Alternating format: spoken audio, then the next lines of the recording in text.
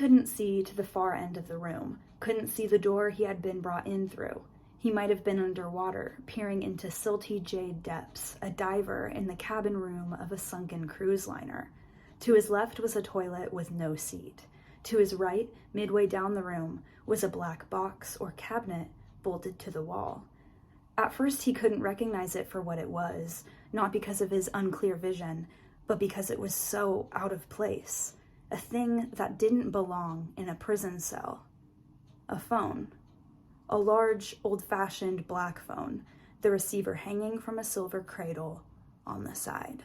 Hello friends, my name is Miranda, welcome to my universe. Today we are going to be diving deep into the story, The Black Phone. In this video we will be discussing the short story written by Joe Hill, aka Joe King, aka Stephen King's son, and we will be comparing the short story to the movie that was based on it. I have to say that I will be spoiling a lot of this story. This is not a spoiler-free video whatsoever, so if you are worried about spoilers, I would suggest saving this video for later, going ahead and reading the short story or watching the movie. Both are phenomenal, and then watching this video afterwards. Now, let's begin. This story follows around 13-year-old Finny, who lives in a small town where kids have strangely been disappearing. A lot of evidence has led the local police to believe that there is one man behind all of the kidnappings, so he earns the name the Grabber. Most of the children that end up disappearing are around 9 and 10 years old, so Finny believes that he is immune to this, until, of course, he isn't. Finny does indeed get kidnapped by the Grabber, who never shows his full face. He is always wearing some rendition of this white devil-looking mask that either covers half of his face or the entire thing. It is so creepy that this movie definitely has been known by this photo. This photo was all over theaters when this movie first came out. Now, the Grabber knocked Finny unconscious, which allowed him to then drag him to his house down into the basement, where Finny then wakes up on an old, crusty mattress. Nothing is in the room besides a toilet and a phone. Now, the Grabber has a few words with Finny that obviously are very uncomfortable. Finny does not want to be talking to this man that abducted him. And finally, when the Grabber leaves him, Finny takes that opportunity as soon as possible to try the phone. Of course, the phone doesn't work. Or does it? Little does Finny know, but the phone actually works as a bridge between the living world and the dead world.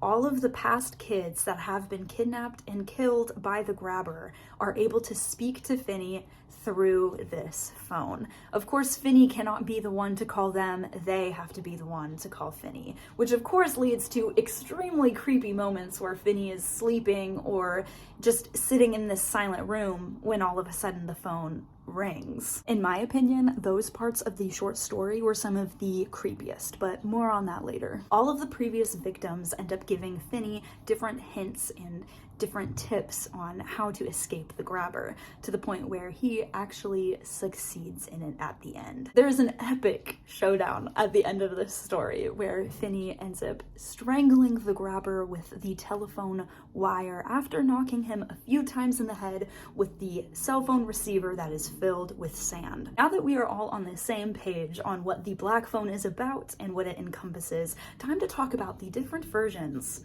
the short story and the movie. I personally did not see this movie in theaters. It never really stuck out to me, which I think is really funny because after watching the movie, I think it's a phenomenal piece of horror film. I really enjoyed it and I highly recommend it if you haven't seen it. But when it originally came out, I didn't hear anything about it except for a few of my friends talking about it. I only saw the movie posters and that was about it. And the movie poster actually looks way creepier than the movie itself really is. Of course, it has its few really gory moments and a lot of cuss words, but overall, I think this movie could have easily passed as a PG-13 film, but they had to add the F-bomb. So yeah, it's rated R. But because I did not watch this movie in theaters, that meant that I was able to read the short story when I found out that it was written by Stephen King's son. I only found this out last week, 2 weeks ago, and automatically I found the ebook and I read the whole thing. It's very short. I actually recommend it also because it really holds your attention throughout the entire thing, and it only took me about 10-15 minutes tops to read through it all. I do have to say that out of the two mediums, I think that the movie is my favorite, mainly because it gives you a lot of answers that the short story did not. Now, of course, I bet you're thinking, well, Miranda, it's supposed to stick with the short story, right? Correct. And it does. Almost verbatim. I am not joking you when I say that the directors did a phenomenal job with taking everything that Joe King wrote in his short story and they played it out on a screen, and it was creepy. But something that the short story does, which a lot of people probably don't enjoy, and by probably I mean a lot of people don't enjoy it because this story has a lot of really bad reviews on Goodreads, which is a shame because I feel like it is a very well done piece of fiction. Short stories can be really hard to fully develop and write, and I think that Joe King did a great job. So I'm not complaining in any aspect. But something that it does do is it does not give you a whole lot of answers. The ending is very vague. You don't really get to know a whole lot about why the grabber does what he does, why he picks these specific children. You don't really get to know any of that. He just dies, and that's it. Joe Hill specifically made it so that you were left with 1,000 questions. He didn't want to give you all the answers on a silver platter because that's not how real life works. If this was a real story and there was actually a grabber out there who was targeting specific kids and taking them, and then all of a sudden he dies, you would not get answers. And because it was a purposeful open-endedness, I loved it, and I thought it was beautifully done. Now, what the movie does very well is it takes the story, it takes everything that Joe King wrote, like I told you previously, and it adds to it. It doesn't subtract from the story, it doesn't subtract from the written plot, but it instead adds to it. Talks about it. There's more of a discussion you can have about it. There's a deeper dive into who the grabber is, but more in a way that is connected with his family. You don't really get to know the grabber, but you get to know the grabber's brother. You get to see that really odd dynamic between someone who is a literal psychopath who is kidnapping kids while his brother is living in the same building, and how someone could even hide that at all. It's boggling to me. But that's a very interesting dynamic that you did not really get to see in the short story. I also love that in the movie you get to see more of Finny's sister, Gwenny.